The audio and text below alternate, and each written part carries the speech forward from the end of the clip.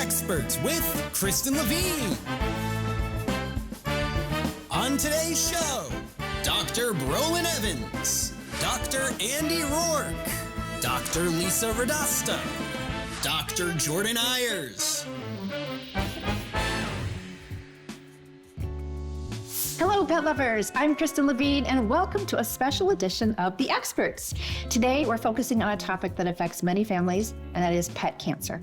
Cancer is one of the leading causes of death in older pets, but with advancements in veterinary medicine, there are more treatment options and hope than ever before. Now, we're joined by a panel of experts to discuss prevention, diagnosis, treatment, and of course, the emotional aspects of dealing with cancer in our pets. All right, so let's meet our panel today. I think you're going to love them as much as I do. We have Dr. Lisa Radasta, a board-certified veterinary behaviorist who specializes in diagnosing and treating behavior problems in companion animals, helping them lead less stressful lives. Thanks for being here. Thank you for having me. And next, joining us is Dr. Andy Rourke, a practicing veterinarian and international speaker who focuses on strengthening the human-animal bond and promoting mental health awareness within the veterinary community. Thank you.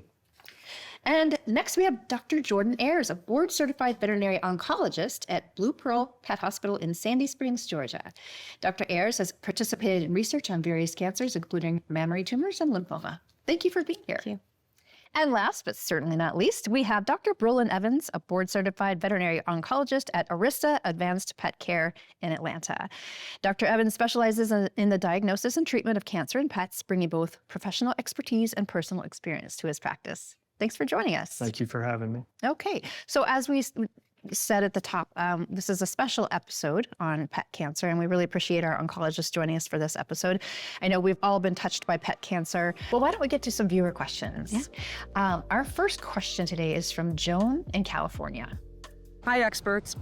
So I had a German Shepherd Black Lab mix dog who, at 10, he died of cancer, and I didn't know that anything was wrong until like a week before he died, and he stopped eating.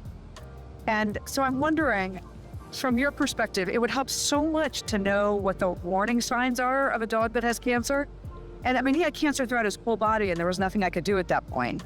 And it really broke my heart. And I would love to just understand better what I should be looking at as a pet owner in terms of warning signs of cancer.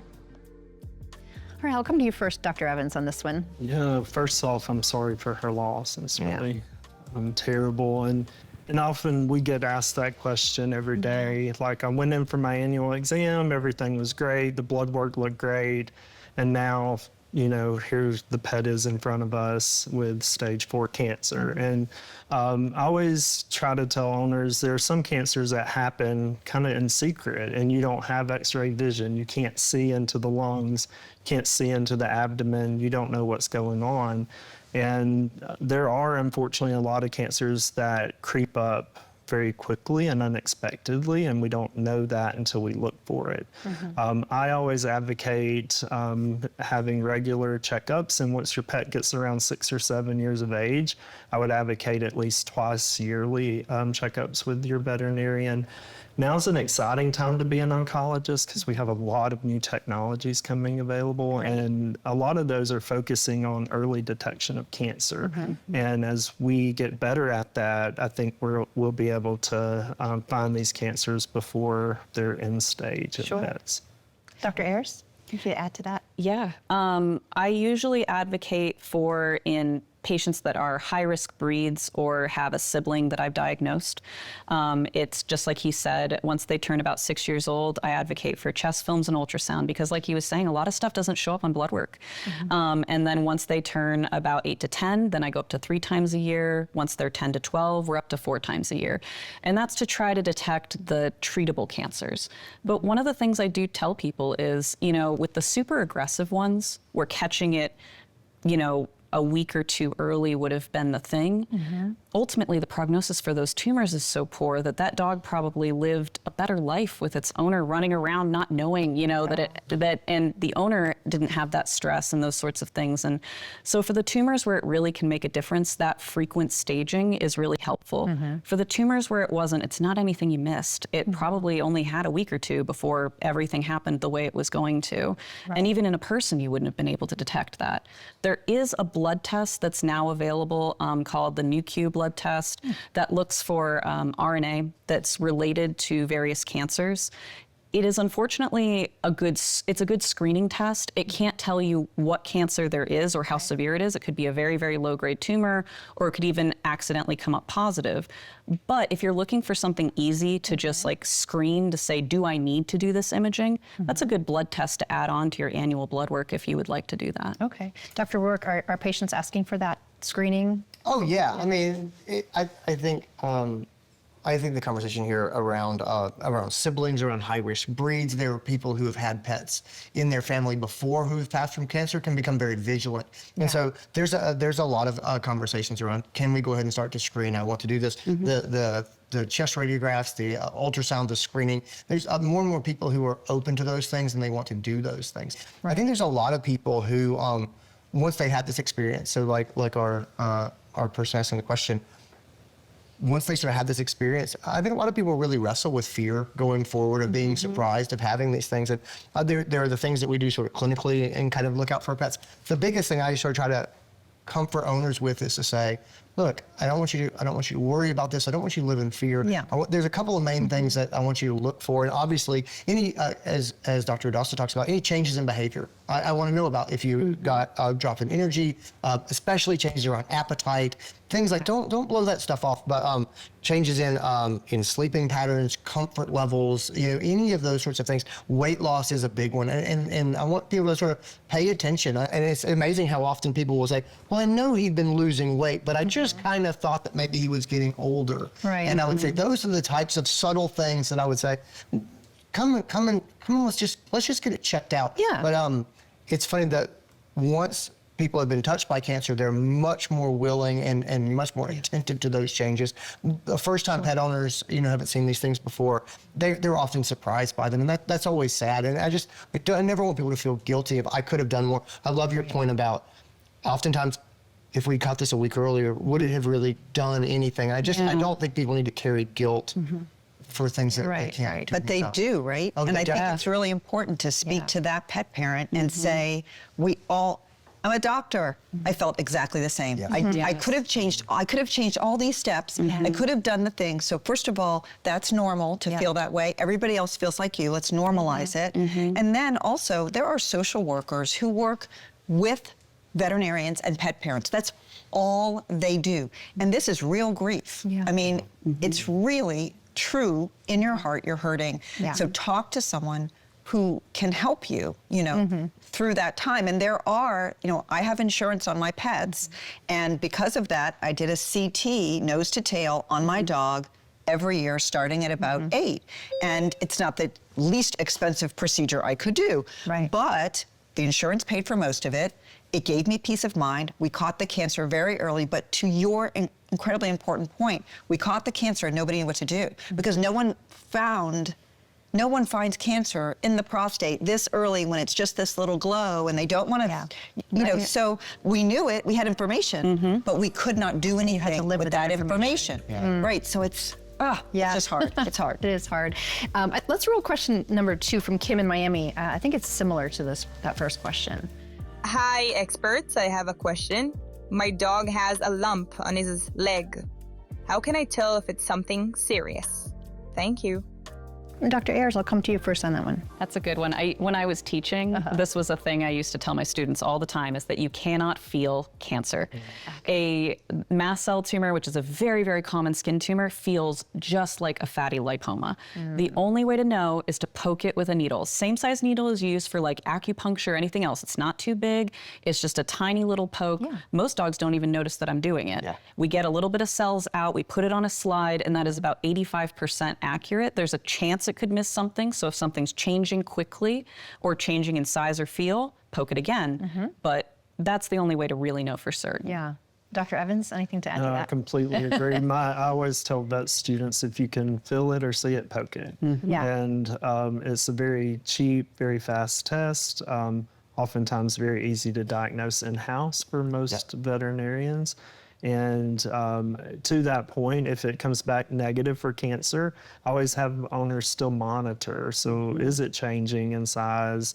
or texture or coloration, because you can get the false negatives. And so, yeah, you just have Dr. Rourke, in your practice, do you see your pet owners coming in fearful about they found a lump, they found this or that, and they immediately jump to it's cancer? All the time. Again, well, I mean, as dogs age, and cats as well, but as dogs age, often they get lumpy bumpies, right?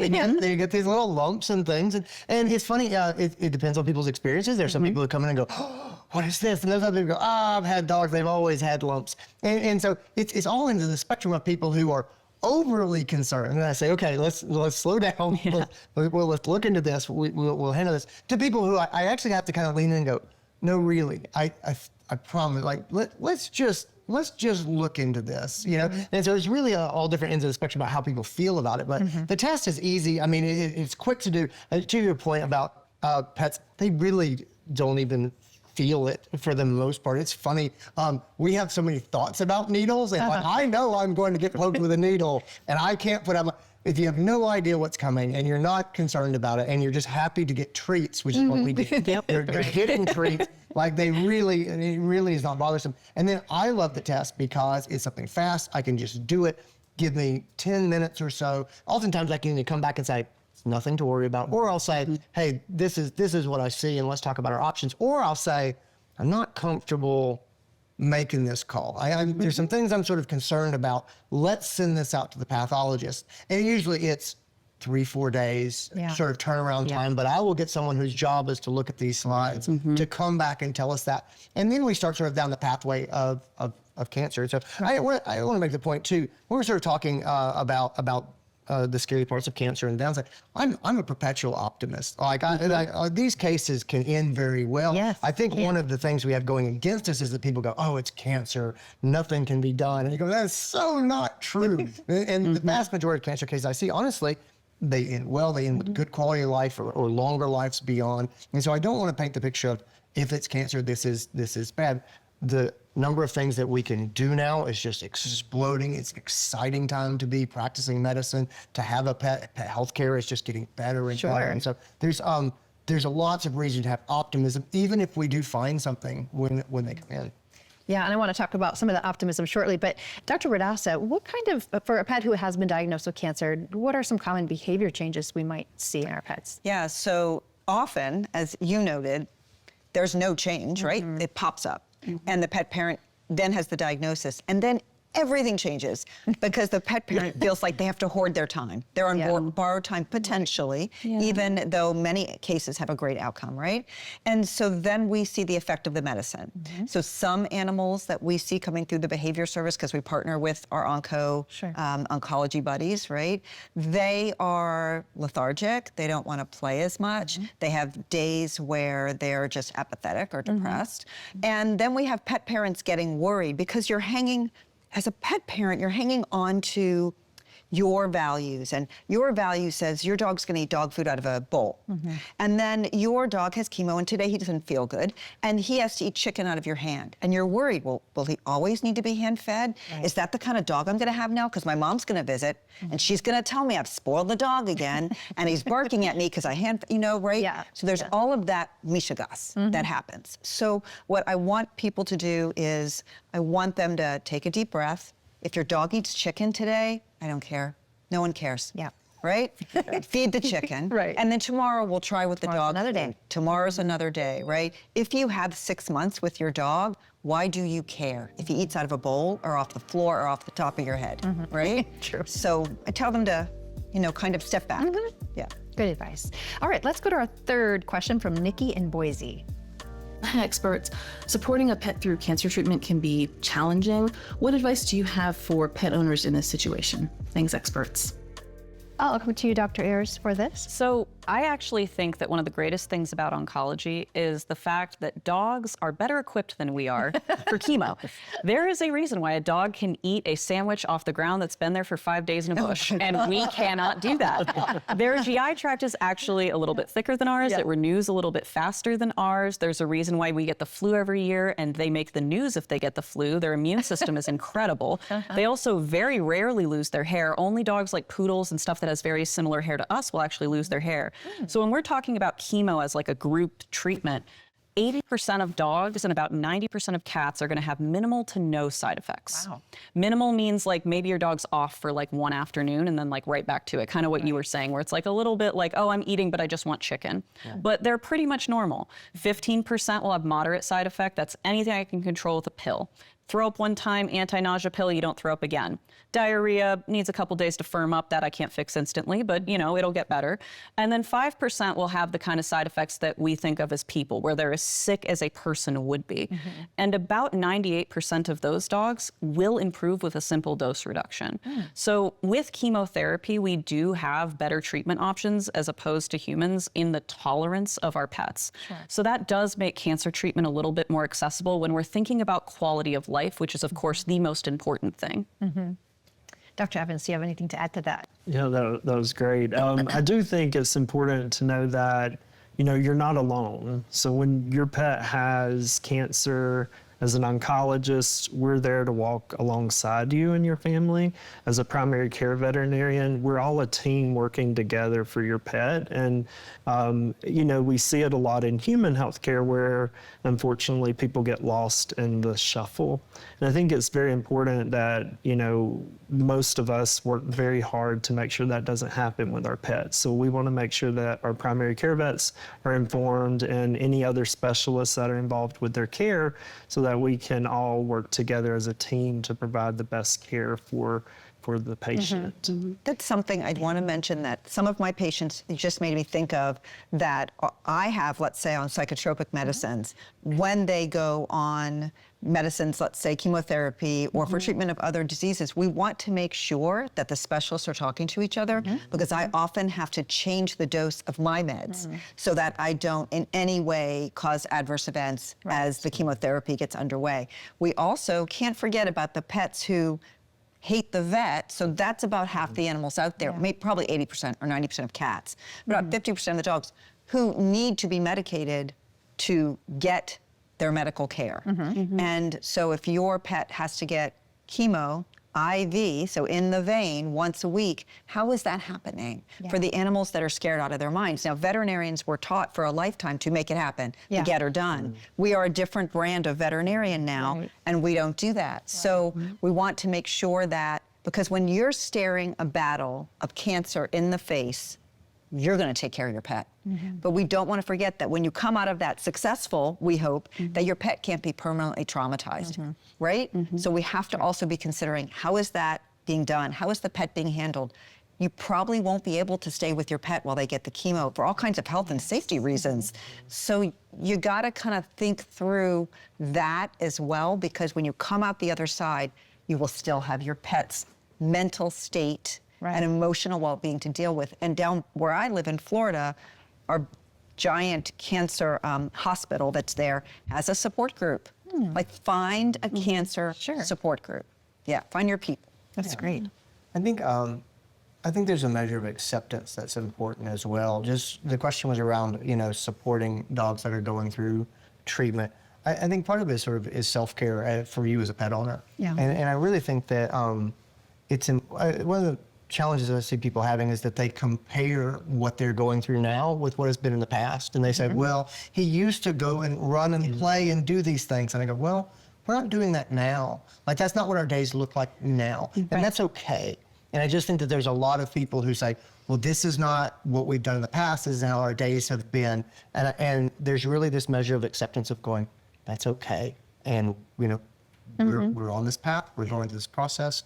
Let's be present with our dog right now, and let's continue on and just enjoy the time that we're having and be present in this process and react to what your dog wants to do, because that might change, you know. I think your point about I don't feel like eating my dog food, I only feel like eating chicken today, that's really important. I think I see a lot of people who go, no, we serve the dog food in the bowl on the floor because that's what we've always done. And I just give yourself permission to pause that and just be present and not to compare what we're doing now with what we've done in the past. And that seems to bother a lot of people. Yeah. We're going to take the next question, and this is a great conversation. Really enjoying it. Hi, experts. I'm curious how cancer is diagnosed in pets. Thanks.